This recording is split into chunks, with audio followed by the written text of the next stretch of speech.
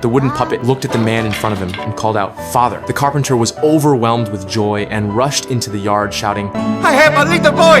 Do you hear me? I become a babo!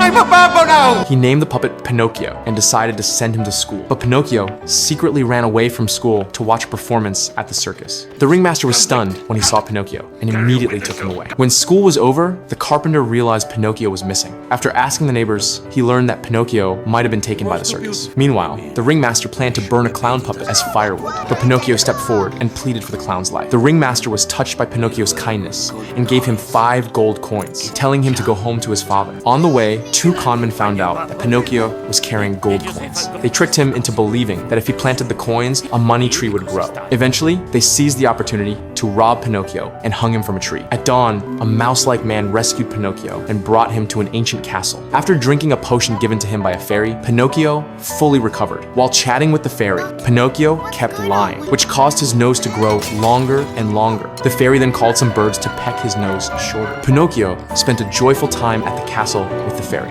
When he finally returned home, he learned that his father had gone to the ends of the earth to search for him. Determined to find his father, Pinocchio crossed the sea but collapsed on the shore from exhaustion. Once again, the fairy came to his rescue. By now, the fairy had grown up, and Pinocchio was confused. Why didn't he grow up too? The fairy gently explained that it was because he was a puppet, not a real boy. Pinocchio then went out in search of playmates. One of them invited Pinocchio to sneak out and have fun together. When Pinocchio saw the cart full of children, he couldn't resist and went along with them. To his surprise, the owner of the cart turned all the children into donkeys and sold them to the circus. Pinocchio was forced to perform in the circus, where he was eventually seriously injured. Watching from the audience, the grown-up fairy shed heartbroken tears. In the end, the circus dumped Pinocchio into the sea.